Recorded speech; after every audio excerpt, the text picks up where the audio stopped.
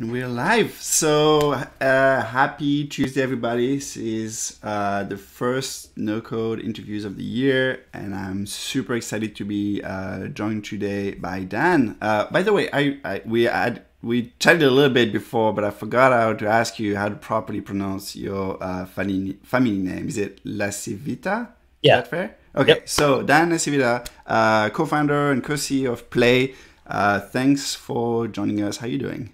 Good, man. Thanks for having me.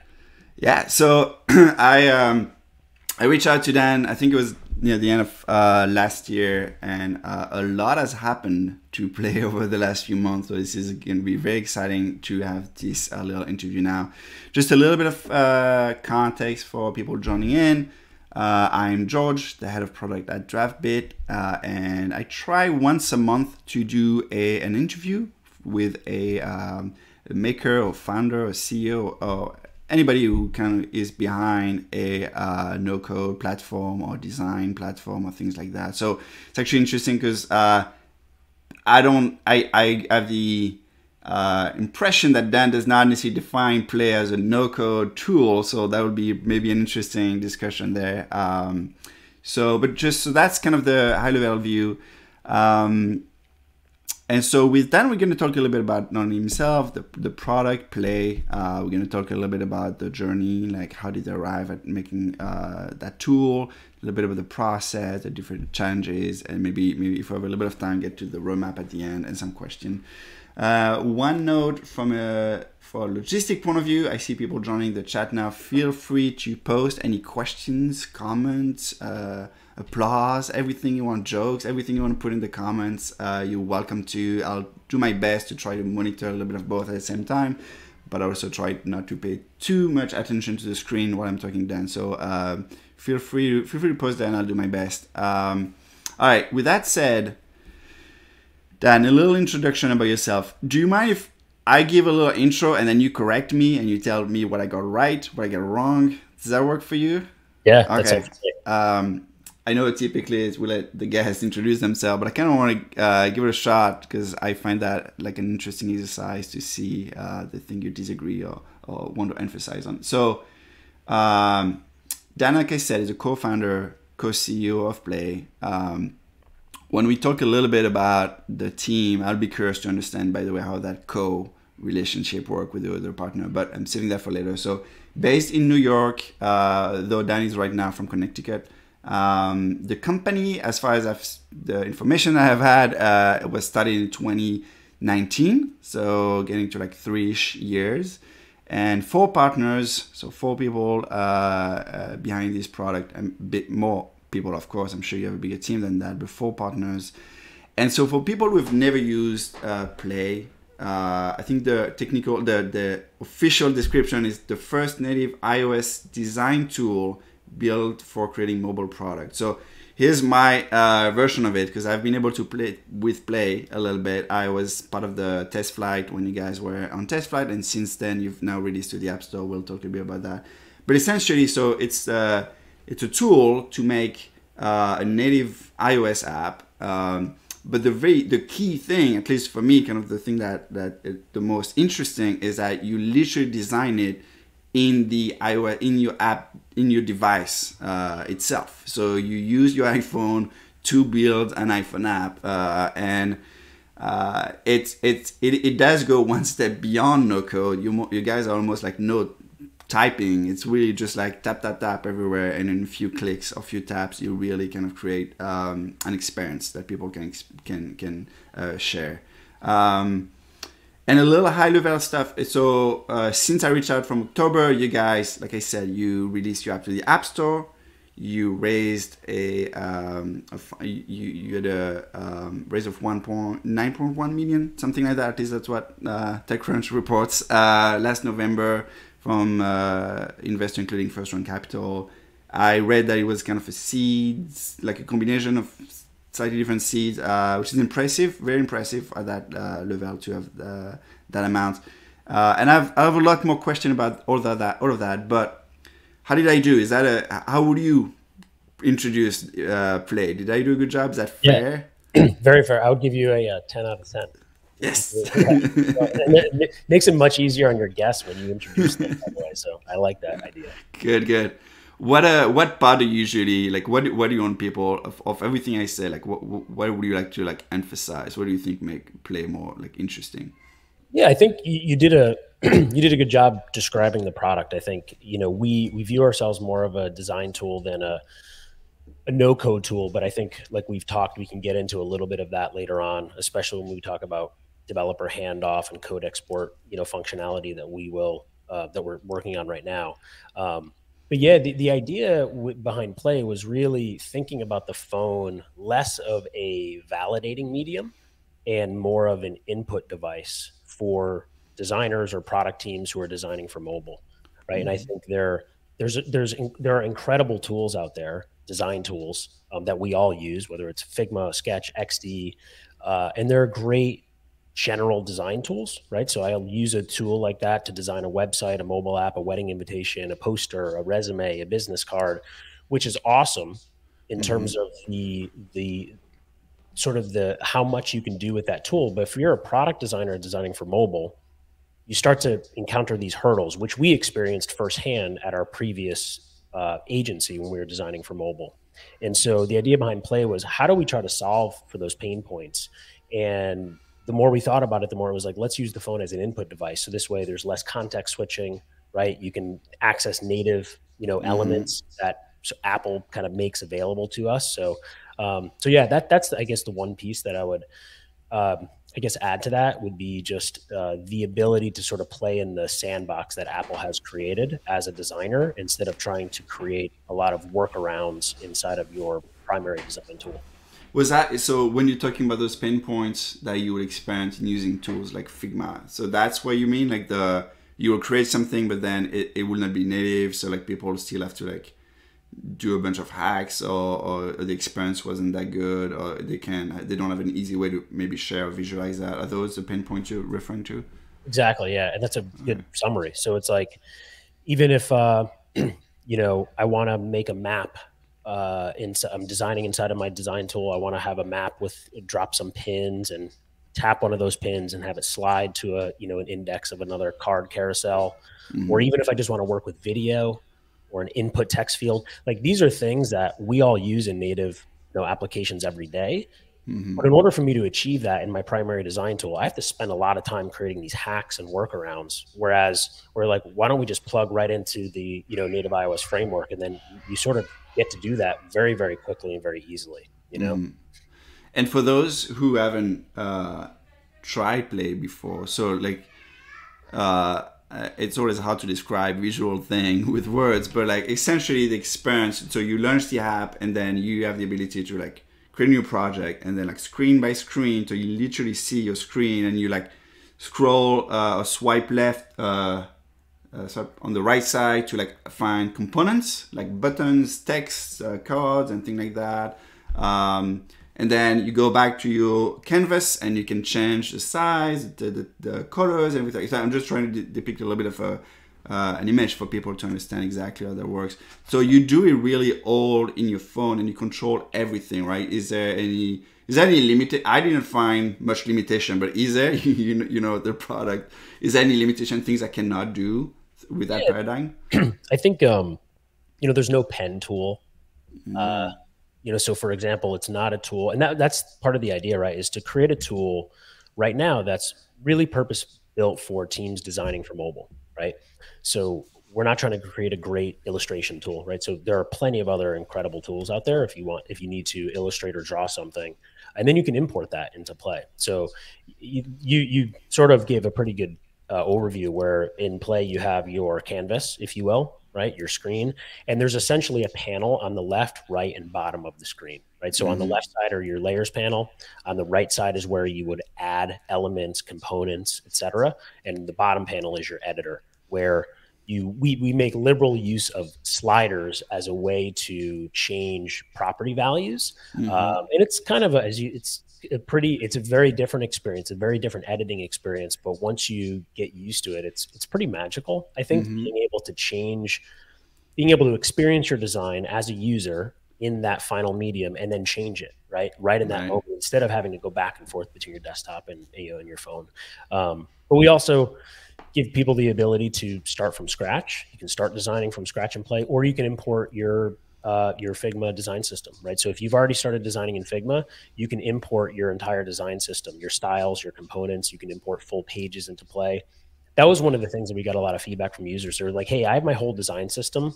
Do I have to design that all in Play? And so very quickly we were like, all right, people aren't going to want to do that. So let's give them the ability, let's meet them where they already are, give them the ability to import their design system from their primary design tool. So we've seen a lot of, you know, a lot of good use cases around that as well.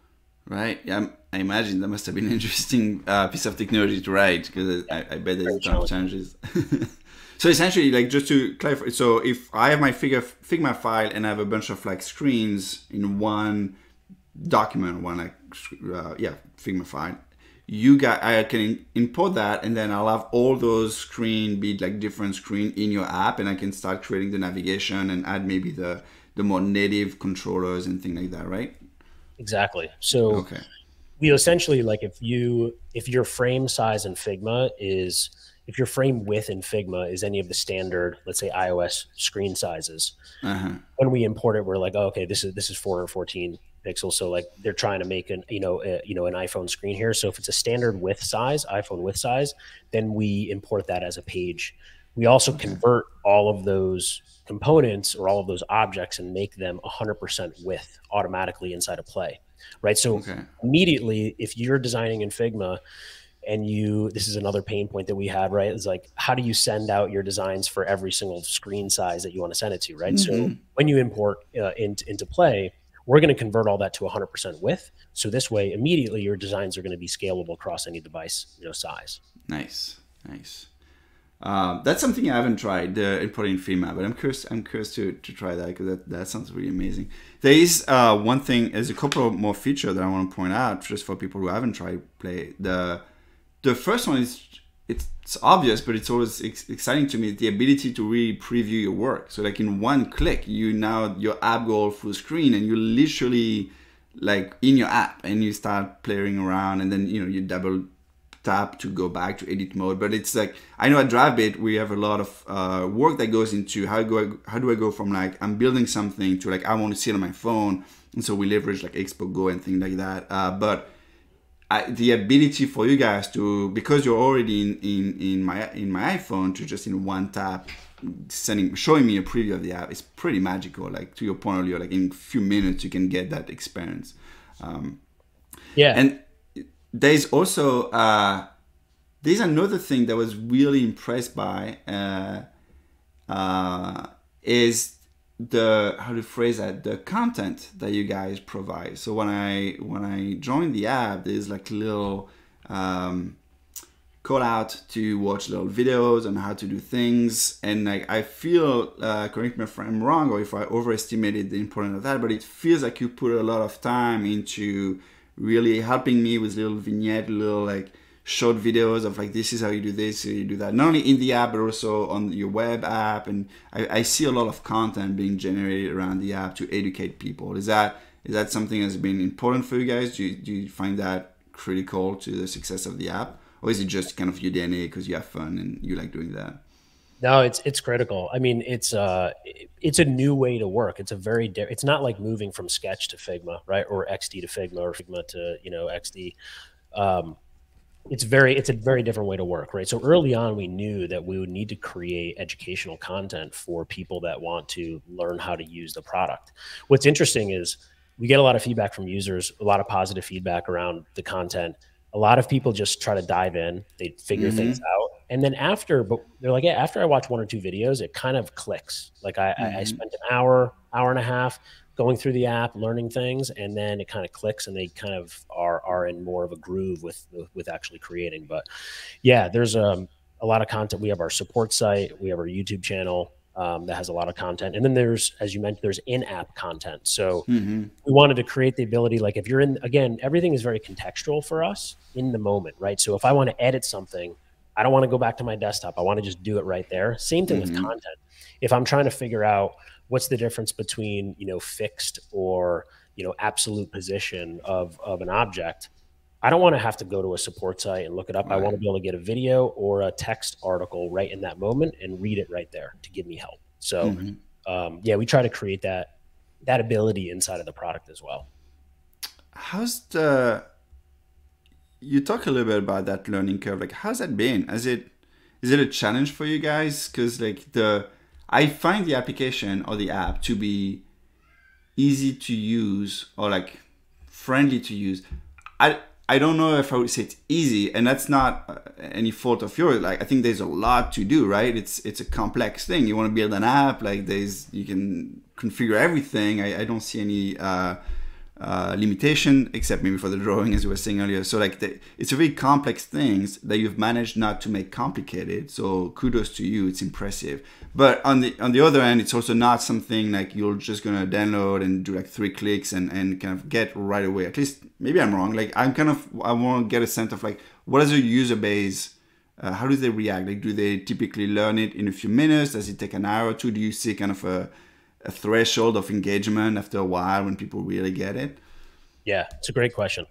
And you're right. So it's not a drag and drop app builder. I download it and I'm going to tap 3 things and now I have my app, right? You could do that. Like we have page templates, page layouts, which are essentially templates, have you seen, right? To kind of give people the ability to create something quickly, but it's a very deep product, right? When you start to get into the depth of the interactions, right, that you can do inside of Play. So I think it's a very similar experience. Maybe you download the product, and I think people are excited and they're delighted by kind of the new UI that we've, created for, on the phone, and also overwhelmed. Because I think pretty quickly people realize like, this is a professional design tool. Like I actually can do almost everything that I could do in my primary design tool, but do it on my phone. And in that moment, it could become for some people overwhelming because they're like, wait, I wasn't expecting it to do this much. And so it's like, where do I start? And that's where the educational content comes in, right? It's sort of like, hey, trying to get people to a moment where they feel they've mastered something, a piece of the product, and then transition over into other things. I think one of the things we've definitely seen are product designers that either have some background in engineering, whether it's formal or informal, background. You probably saw so the layout system in Play is really based more off of like Boxmod, like Flexbox, right? And so if you're a designer and you understand a little bit about CSS, you're going to be able to quickly pick up the layout system. Or if you use auto layout in Figma, right, it works very similarly, right? But if you have no idea, if you're a designer who's in Figma and you are just drawing inside of Figma and placing everything in an absolute position, have no experience in, CSS, it's going to be a challenge for you, right? I would argue that product designer should probably learn a little bit more about how real products are made in order to make a better designer. But yeah, so I think we definitely see more engaged users that have a little bit of that background or experience. A little bit more tech savvy designer. Yeah, that makes sense. And just to, so I want to, in a minute, switch gear and talk a little bit about your journey and how you got through all of that. But before I do that, just to paint a full picture of the product. So would I be using that?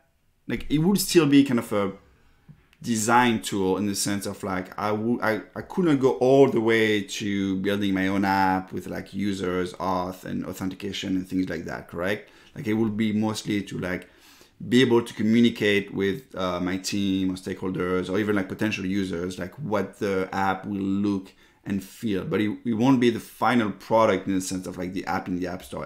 Is that fair to say? Yeah, in its current state, yes, that's accurate, right? There isn't a publish to App Store button per se, right?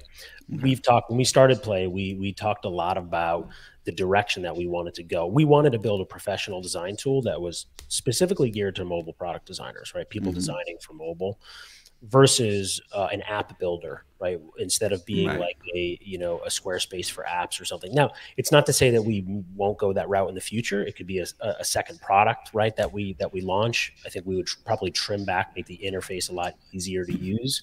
But that's correct. However, even for that professional tool that we're building now, we still need to solve for how a designer communicates their designs and what they've made in play to the engineering team, right? And so Mm-hmm. you can call that whatever you want, developer handoff, code export, whatever, no one has really, I don't think solved that perfectly. I don't think we're going to solve it perfectly either, but I think we have some interesting ideas as to how we help bridge that gap between what I've made in play and then what do I give to my engineer? Because you're making something how an engineer would think through it, because it is Mm-hmm. more of a structured product versus just an artboard with things in an absolute position.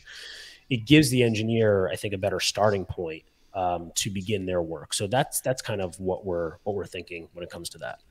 Yeah, that's exciting to see that transition. Okay, do you have one more question about that? First of all, let me say there's a couple of people who join. So everybody, hi everybody who join. There's Dabder who's asking, do we have access?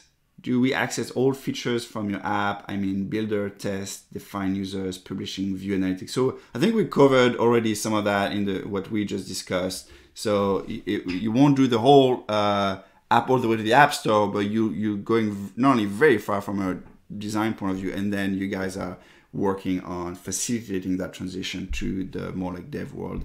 I also realized there's one obvious thing that I forgot to mention for, again, people who haven't seen that app, is that the app is beautiful. The design of it is beautiful. Like, it's exciting. I don't want to take that for granted. It's not every app that kind of looks good and feels good, and the interaction is very polished. So yeah, I encourage everybody to take a look if you're curious about like beautifully designed app. How do you? Before we go to the journey, last question on the product. How do you guys make money? It's all free, right? For me as a user, is that correct? Correct. Yeah. Right now, Okay. it's all free. Okay. We'll introduce, monetization at some point, this year.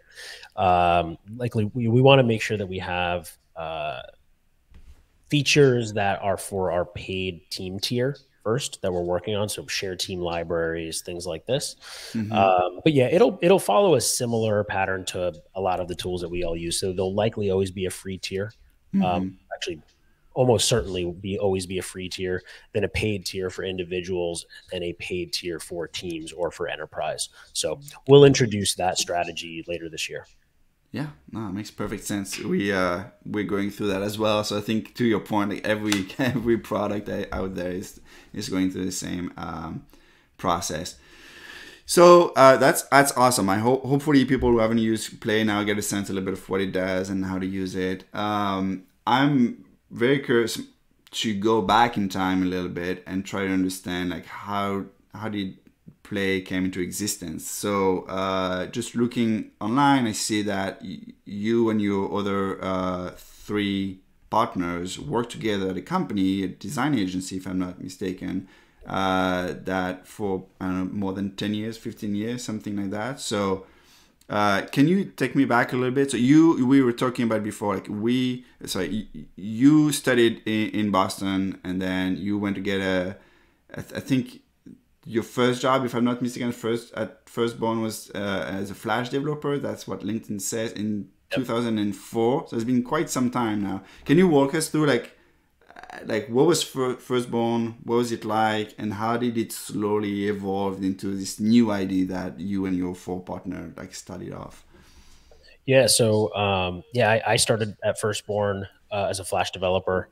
So Firstborn started by Michael Ferdman, who's one of our so there's four co-founders, myself, June, he was the chief creative officer at Firstborn, Eric Ang, he was a lead engineer at Firstborn, and then Michael Ferdman, who founded Firstborn. So we've all worked together, as you mentioned, for over 15 years now. And so, yeah, Firstborn, we're a design and technology agency, right? So we're designing and building, whether it's websites, mobile applications, different digital experiences for clients. We sold Firstborn to Dentsu almost over 10 years ago at this point. And we stayed 8 years. June and I stayed, 8 years after the sale. And then it was just time to do something different, kind of get back and do something a little bit entrepreneurial. And so June is really the kind of product visionary behind Play, right? Play is June's brainchild. He came up with Mm. the idea for Play when we were designing products for clients and using tools that just didn't seem like they were made for designing for this specific medium. And it was interesting because I think we had just at Firstborn we had migrated over to Sketch. This is obviously way back, when, and Figma was just, this is when Sketch was probably the dominant tool, right? Right. Between Sketch and XD, and Figma was just starting to get traction. And, June would always say to me, he's like, what's interesting, he's like, I still feel like all these tools are building off of traditional graphic design software. Like they're making a lot of progress in these other areas. And they are, I mean, these are incredible tools. He's like, but for designing mobile, I just feel like we need to change the paradigm. We need to shift the paradigm, because if we keep building on this system, I don't know if we're going to do anything innovative. It's just going to be incremental, innovation. And so he came up with, he's like, what if we designed on the phone? And originally I was just like, I think that's crazy. I was like, that's just not going to work. I don't think it's going to work, And, he did, some prototyping and everything. And so eventually it got to a place and we showed it to people where it's like, yeah, I think this is worth, pursuing. And so that was sort of the short version of how we started Play, which is like very intimately experiencing the pain points that we're trying to solve for, today. So did you get to the point where you had some kind of a prototype of Play and you were using it internally, or was it more like a clean cut, like, all right, we're done with this, now we're going to we're going to start from scratch with that new product? Yeah, it was more of the latter. We didn't get, it was just, we needed to finish what we were doing at Firstborn, and then, we take a little bit of time off to just like recalibrate our brains. And then June and Ang started, it was just the two of them in the beginning, just working together and building out some of the early prototypes. And then we just went from there. What were those early prototypes? Because obviously it wasn't the version of Play it is now, which has a lot of stuff in it. Yeah. What did you start with? Like, what was the starting point? June just started. So June has a really interesting background, incredibly talented guy. I mean, I think he would call himself a designer first. I think he's a designer, but he's also an engineer, right? So when June would be prototyping, he would just be writing this, right, in Swift, in UIKit, building prototypes. He wasn't designing them and building them. He would just like build it in, and we would just play with kind of these prototypes on our phone. And those were some of the earlier prototypes, which actually in our very first Medium article, we have some videos of those early prototypes. And it's kind of crazy to see like how far, things have come. It's kind of, it's always interesting to look back on all old designs. And then those prototypes led to starting to think through like the interface. And this is what June and Ang spent the first, 3-4 months, probably 30, 40 iterations of different interfaces because I think what June wanted to do was, how do we create some sort of UI that can be repeatable for adjusting things inside of the product, and that can be adaptable based on what it is that I'm adjusting. So ultimately we ended up on the slider, right? He ended up on the slider. And then when Ang started to code this, obviously you experience this, but when you drag a slider, the whole panel disappears. So this way you can see what you're changing. And then you can also move the slider vertically, right, to move it out of the way if it's in the way of something. So all of these little things, I feel like working together make it possible. Because at any moment, if something is like super annoying or frustrating, we're just going to be like, no one's going to even give this a try. So it's got to be really polished, and it has to feel usable, but also like delightful. Like we wanted there to be these moments where it's just like, oh, cool, that's different, and kind of like give these little moments of usability, but also delight throughout the experience. Yeah, you definitely feel that coming through in the experience. So then was it mostly iterative? Like, so June started with something and played a little bit, and then they kept adding to it, and then eventually kind of involved you guys, like the other two partners? Or were there a point where they're like, okay, we got something, let's take a step back, think bigger, start a company, hire people? Like, you know what I mean? Like, what was the transition from like, oh, this is a fun like side project to like, we're doing this? Yeah. So when we started the company, like we knew like we're building it, like we're doing this. It may look different than what we think it may be, but we were, we created our LLC. We started the company with our own capital. The majority of that capital was from Michael, right? So he was sort of the first like the big investor in play. When this was just like an idea, there was nothing, right? And so he invested the majority of the initial capital. And then so was and then it was the four of us. And so June and Ang were really focused on the product. I was doing a lot at that time, talking to users, not our users, but talking to designers. What's frustrating? Just finding out pain points. What's your mobile design workflow? What tools are you using? What's frustrating for you? I was doing a lot of like market analysis, just looking at like what's the trajectory of other tools, all these types of things. And then we started. We hired another engineer, another iOS engineer, another designer, and that led up to doing like a pre-seed round, and then a little while later we did sort of a larger seed round, which you mentioned. That first round had led, and so that allowed us to, in between we hired some key members on our team, director of engineering, a principal engineer for services, so handling all DevOps and backend, lead QA. And then the additional capital just allowed us to accelerate and grow the team. So we're about 20 people now. We're building out iPad. We have other platforms that we've started to work on as well. So that's the short version of kind of how things got going. And then over the course of 2 years, where we've taken things. So that was pretty fast, all things considered. So that whole thing started in 2019. Is that correct? Or maybe a little bit before that? Okay. No, yeah, 2019. Okay. How long would you say, just to get a sense of timeline, like, are we talking about like just a few weeks, a few months, or maybe the first year to get to the point that you can actually put that in front of someone and they can start playing with it? Like, what was that phase? How long was that phase? Within 6 months, we had something that like we could, it wasn't anywhere near feature complete, right? But it was usable. And at about the 9 to 12 month mark, which is when we sort of released our like launch video, which honestly, we had no idea. I mean, it got a lot of attention. We thought maybe, people will see this video, they'll think it's cool, they'll sign up for our wait list. Like we just wanted some more early, users, right? We got a lot more people signing up than we had thought, early on. Oh yeah. So that was, I would say like about a year, 9 to 12 months to where we got to where people can actually use it and play around with it. And then of course, just releasing new features over the second year was really two things: releasing more features that we knew were critical in order for people to truly evaluate the product, and then also just getting user feedback, right? And so then, right, you've got your roadmap, and then you've got user feedback. Yep. And how do you balance like the vision with what people want, want in the product? And so, that's the ongoing balance, I guess, for any product company.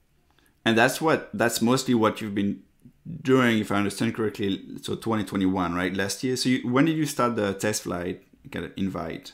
Was that early last year? Yeah, that was that was in 2020. So that was it was Q2 of 2020. And we're about a year or so in test flight. Okay. And then we decided, all right, let's put it into the App Store, but still kind of gate full access, right? So we can manage scale a little bit. And so that's where we're at right now. From a just because I'm PM myself, so I'm curious about the process. Like, what was that test flight experience like? Would you let people in one by one? Like, would you like be very hands-on and like, okay, it's been a week, did you try it, what did you do? Or would you maybe look at the data and see like, oh, people haven't been using it a lot, or they really get stuck here? Do you do quantitative research? Like, what was that experience like? Yeah, both. So early on, I would be doing, you're looking at from a quantitative perspective, right? You're trying to look at, I mean, it's really too early at that point to look at like retention. I mean, you're looking at like, all right, what cohorts are retaining at higher rates, but you're in the early days, I was going through everybody signing up and sort of hand picking people that we would be letting in based on when they signed up, but also based on who we thought would be in our target user base, right? because we wanted to make sure the people evaluating the product were the people that we wanted to be using the product. Right. Yeah. And then, but a lot of qualitative, like just on Zoom calls. And of course, 6 months after we started the company, COVID happens, right? And so like we're all working remote now. So Zoom calls, just talking to users, what are their pain points? What do they like about it? What are things that they find, what are things that they would need to be in the product in order to use alongside their other design tools in their day-to-day workflow? So just a lot of calls like that, documenting that with users. And then over time, beginning to let more people in, and then starting to study more of the quantitative piece of it, where you're looking at, okay, these cohorts are retaining more, why, right? And then so looking at that cohort, then doing qualitative research in that cohort of saying, like, what did these people do? Like, why are they using the product more consistently than this other cohort? Oh, they did X, Y, and Z. So just kind of learning from that. And I mean, I have no background in like data or analytics or anything like that. So you're learning to use the tools as you're doing this. But at the end of the day, I think it's just knowing how to talk to people, right? Knowing how to talk to your users and trying to understand what they need and what they want, and then translating that back and figuring out where it fits in the product vision, with the rest of the team. Yeah. Did you have a challenge around finding the right audience or the right positioning? You mentioned it sounds like you already kind of had a pretty strong idea of the audience for the product. A designer or maybe a little tech savvy. Did that evolve over time? Like, have you ever had any struggle? Like, okay, we get a lot of people, but they're not the right people, or they're not kind of looking for the right things. I feel like from having talked to a few people in the industry, a lot of the no-code, specifically tools, are going through that, because like the promise is appealing to a lot of people, but then you kind of have to like, for better or worse, kind of tailor to the people that you can best serve. Is that something you went through, or was it pretty straightforward the whole time? Yeah, no, and I would say like we're still going through it. I think a lot of companies still like, even so, if you go to our website, if you read our materials, especially now, we've in the past year, especially, we've made a real concerted effort to try to be very focused in our positioning and like the language that we use, right? Early on, we weren't as focused on that, to be honest. We never called ourselves, oh, like we're a no-code tool, like export to the app store, like we did talk about code export, because that was like the vision, like the vision video that we created at launch. But I would say it's a big challenge, right? Because we still have a lot of users who really want us to be an app builder. Like they really want to like make something and play and then export it to the app store, which is amazing that we have that cohort of users that really want that. They're going to ask for different things than a user who, at a company who wants to use this to design their product at their company, or to do new features, design new features for their product at their company. Right. So it's balancing those things out. But I think in the past year, it's being really focused on what our positioning is, who is our core user that we want to be our core user, and then how do we deliver on the needs of that user, So that's been, it's always a challenging, I feel like, from a marketing perspective, because users want you to be sometimes who they want you to be. No matter who you say you are. So, and they also think of you in the context of the industry in general, or the like what's around them. And so you guys have a pretty unique product that is not like, it's a design tool, but it's not the type of design tool I'm used to. It's not my Figma or my Sketch on the desktop. It's not technically the app builder that I see other places. So you've kind of a new type of product that you're offering. And so people have to wrap their head around, like, how does that integrate into my workflow? How do I benefit? How do I get the benefits out of it? I assume that's part of what they're going through, right? Exactly. And so we've talked a lot about that. Like, all right, do we create a new category? Like, oh, no, we don't want to create it. Like, what is that category? Or is because we are a design tool, but we're a native iOS design tool, right? So that's we're going to position ourselves inside of an existing category, but qualify that by creating a new sort of segment, if you will, inside of that category. I mean, users aren't going to think of it that way, but that was our internal process of how we chose the language that in a year from now, maybe that'll change, right? it's kind of, I mean, it's really important, the positioning pieces, but nothing is, I feel like nothing is ever really, set in stone. Right. Especially for earlier stage companies, because you're learning, right? You're learning as you're building the product. Yeah, and you're evolving with the audience. Yeah, yeah. No, that makes sense. Um, so I'm also in that kind of same train of thought of looking at the ecosystem in general. Like, how do you think of the competition, and not in terms of like other names? Like, I'm less interested in like who are your competitors and things like that. But who are you competing against in terms of like behavior? Do you see people like, well, maybe I don't even need to have that easily shareable experience, and I can just stick with my Figma, and it's so those pain points, like it's okay, I'll handle them. Or is part of the competition people who experience those pain points and then they're like, oh, like F it, I'm just gonna go and build it myself and do the whole thing. And so for probably the wrong reason, like both those people are gonna suffer one or the other. But like, is that how you think of competition, or is there yet another thing that is where you're competing against in terms of behavior? Do you know what I'm getting at? Yeah, yeah, it's a great question. So I think, so the way we think about competition is, our competition is the traditional way of doing things, right? It's the current way of doing things. And the vision behind our product is, it's very ambitious because, and you touched on it, ultimately it's about changing behavior, changing behavior, evolving behavior, and evolving your workflow. Those are things that people do not want to do, right? The majority of people will sacrifice something better for something that they know 10 times out of 10, right? Wait, say it again. I want to make sure I get that. Explain that to me again. Yeah. So I think just because you have a better way of doing something doesn't mean that people are going to do it. Like, it just, I'm just talking about in life in general, right? Right. There are so many better ways to do things, but we resort to what we know because it's familiar. And traditionally, like, we are very bad at breaking habits, whether they're good or bad habits, right? So behavior that gets ingrained, like inside of humans, is very hard to change, right? And so we realize that in terms of this product, because what we're saying to people is like, hey, like, you haven't used this device to actually design for the products you're designing, but we're using this device to create almost in every other piece of our lives, right? Now, granted, it's not many hours on end. The cognitive load of designing a mobile product is different than, let's say, editing videos for TikTok or doing something on Instagram, but we're using our phone as an input device for all of these other mediums. So the challenge of changing workflow is a big one, right? So I think the way that we approach that is a few different ways. As I mentioned to you, like, we view our competition as the traditional way of doing things, right?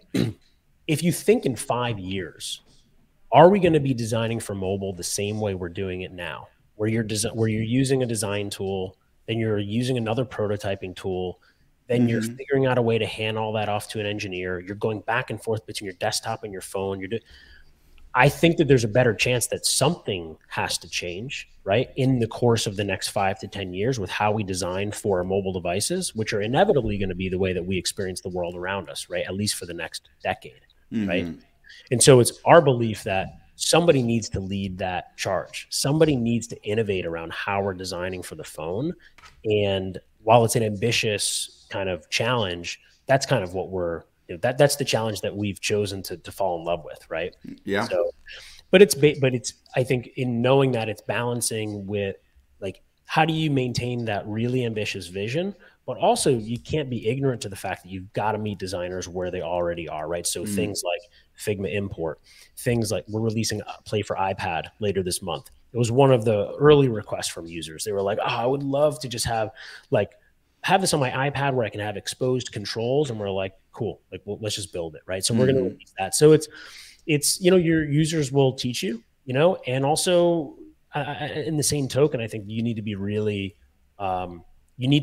ambitious with your vision if you're going to try to innovate around something that is a big sort of innovation forward and not incremental change, if that makes sense. Yeah, no, absolutely. I want to follow up on that. Like, I do have a question kind of following along with that around so that kind of idea of the roadmap. But I want to go back to one thing you said earlier. So you specifically spent a lot of time at the beginning doing like market research and understanding the demand and all that.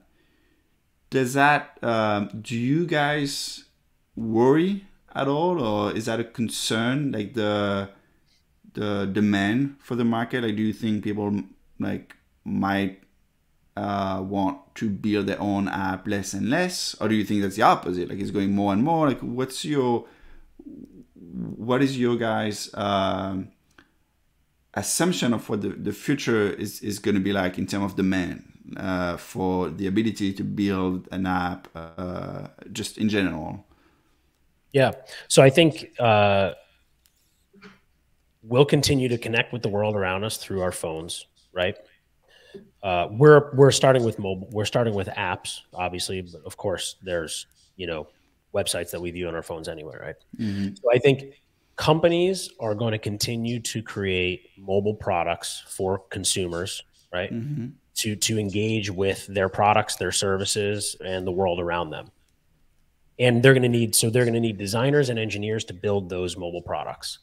And if we're using the same way, basically the same traditional methodologies and tools to design those mobile products 10 years from now as we are now, I just find that to be impossible, mm-hmm. right? Something is going to change, right? Because there are a lot of pain points. Like, we all know this. Like, I haven't met any product designer who designs for mobile that's like, oh, it's so amazing. Such a good experience. It's such a good experience. Like, I never have any pain points whatsoever. Like, it's so smooth.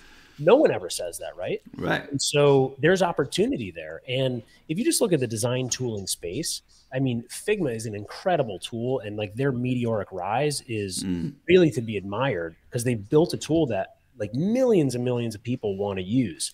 But there's plenty of other tools in the space as well, right? Like, they just came out with a whiteboarding tool. Miro just raised, I don't know, like a bunch of money at a $17.5 billion value. Like, they're a whiteboarding tool too, right? I think there are, and just to use that as a comparison, when I see things like that, I'm like, wow, this is a big market. Now, maybe one company is going to, overtake a lot of that market. I think it's yet to be seen, but I think there's a tremendous opportunity for companies who are designing better ways for people to design. Right. Yeah, no, definitely agree with that. So now I'm curious a little bit. You talk about, so you guys have a sense of the direction of where you want to go, right? You talk a little bit about what you want to see in the next 10 years. Like I'm assuming, I'm putting words in your mind, but I'm assuming you would like to be that company that's kind of taking over at least that segment. In parallel, you have to, as you said, address all those like user requests, like until you get there. So, and I've noticed on your website, you have a very well designed, by the way, roadmap page. So you detail a little bit the different versions, the upcoming versions, and the project you're going to be working on.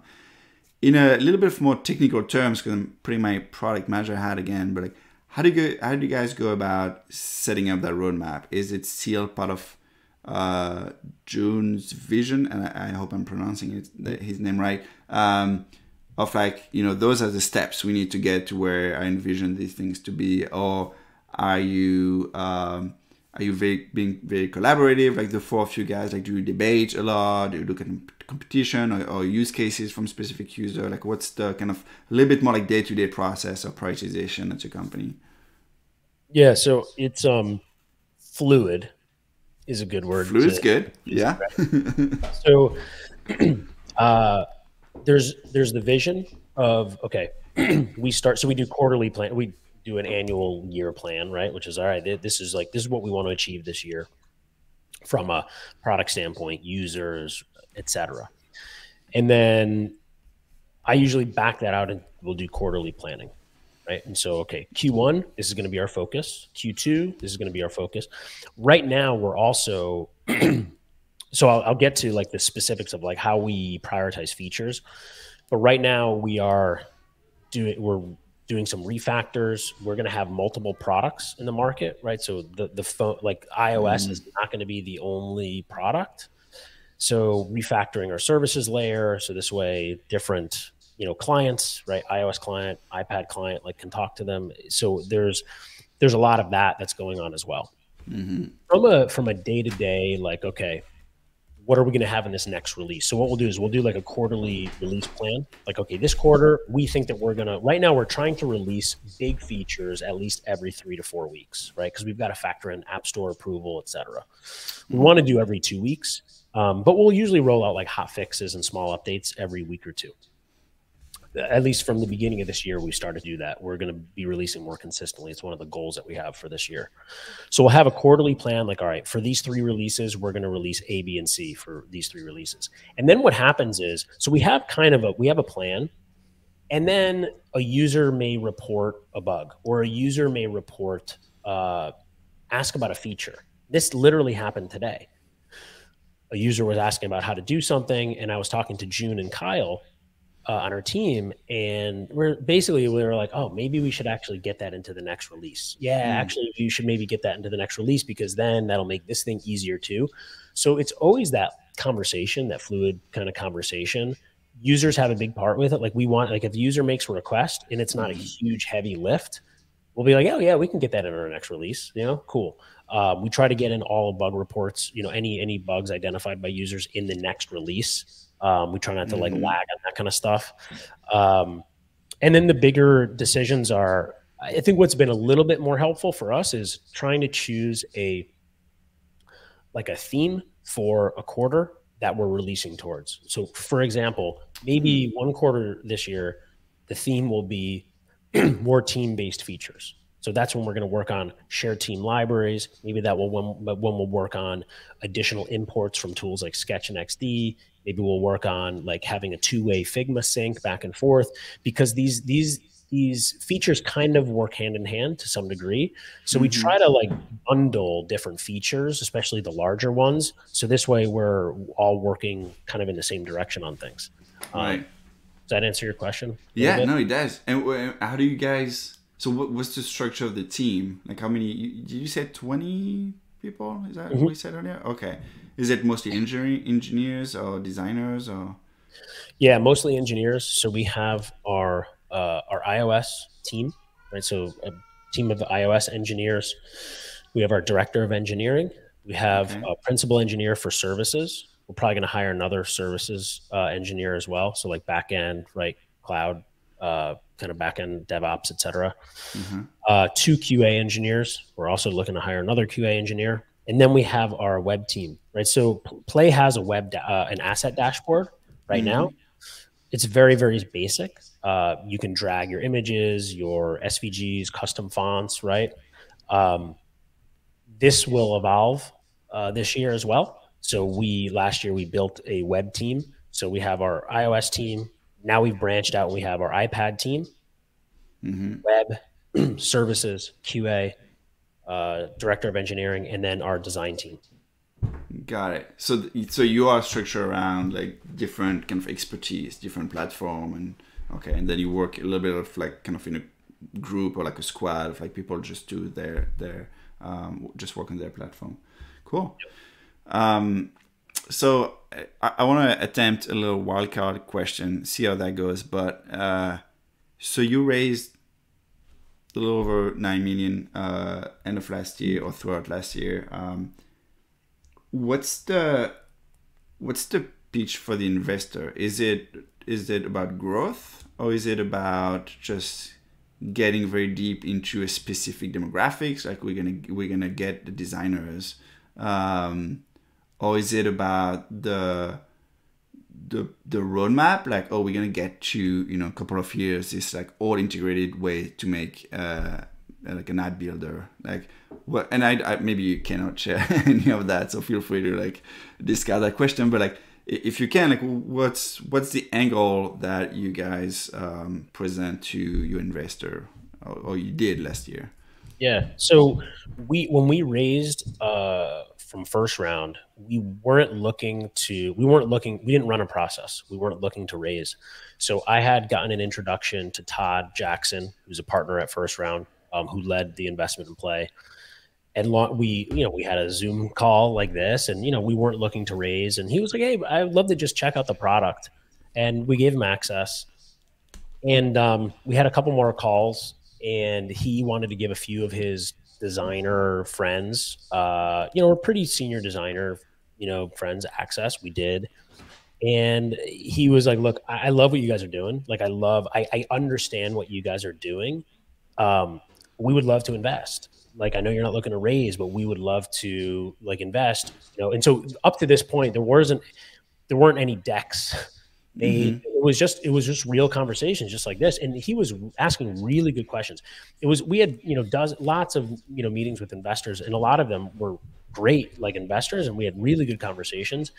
But the depth of the questions that he was asking and like the specificity of those questions coming from a product guy, because he's a product guy, they made us, number one, they made us think, because he was challenging us, but he also understood the vision. And so we did put together, a deck in one night, June and I, to present to the rest of their team.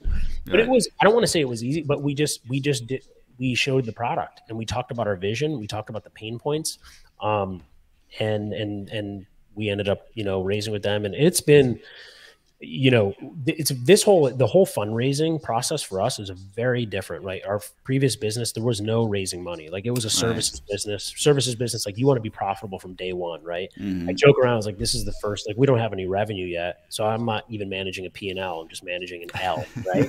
So it's a very, very foreign thing, for me to do. But they've been a great partner. And it's and I think it was really the person. If that wasn't Todd, if it was somebody else, maybe, I don't know, maybe that deal doesn't get done. But we didn't run a process. We didn't really optimize for valuation. We were like, we think this is the right partner for us. And it's been a really good relationship so far. Nice. That sounds like ideal relationship right there. That's really cool. All right, we are almost at time, unfortunately. Just want to mention a couple of stuff, because people had asked, I grabbed a few questions, people had asked about the roadmap. I feel like we did cover indirectly maybe most of those, or, people had asked about like data integration. So we cover that, kind of your idea for like how you want that thing to evolve in terms of like going to that last mile. We talked about like dev hands off and things like that. So I'm hoping people get the answer that they were interested in getting. Now I just want to kind of, in conclusion, I do have to say one word, because I did not mention it at the beginning, but this is part of a No Code Friends show or interviews, and I'm not the only one. There are like maybe 20 other folks doing live stream throughout the week on this Twitch channel. There's also a Slack channel. So if you are for French, or if you speak French, or if you understand French, it's going to be harder. It's going to be hard otherwise. But you care about no code and all those technology. Reach out, No Code Friends. It's that same token everywhere. And it's been honestly an amazing community, probably around like 5,000 number. I do believe it's the biggest no code community in the world so far. So it's definitely a lot of value there. And with that said, I want to thank you, Dan. Do you have any kind of last thought, things I did not cover and you wish I did, question that you wish I had asked? Or? No, I think it's great, man. If people want to try the product, they could download Play on the App Store. Just search for Create with Play, sign up for the access list, and we're rolling in new people every week. So we'll get you in, and would love to get your feedback. Yeah, you guys seem very. So I've been following like Twitters and all. Like you said earlier, like you as a user can feel like you put the effort and the energy into having like a release cadence, like a lot of like improvement regularly, well documented. Like I said, the whole experience, not only the product but everything around the product, is beautifully designed. Which is, I really don't want people to take that for granted, because I know how hard it can be. And it's a fantastic product. It's such an interesting paradigm shift to just think of designing your app in your phone. So yeah, definitely encourage everybody to give that a try. You guys, are you guys hiring? I saw you had a little like hiring stuff. If people are interested, should they reach out to you as well on that front? Absolutely, yeah. We got it on our website. Yeah, looking for engineers, QA, and so please reach out to us. All right, sounds cool. Well, thank you so much for being part of this, taking an hour of your time to talk to us about Play, and good luck with everything. Well, I'm definitely gonna keep it up. I'm an Android guy. I should have mentioned that at the beginning, so I'm not every day on Play, but I actually digged up an iOS phone just so I can play with it over the last few months. So I'll keep my eye for to see all the updates. Cool. Well, thanks for having us. Appreciate it. Of course. See you then. Bye.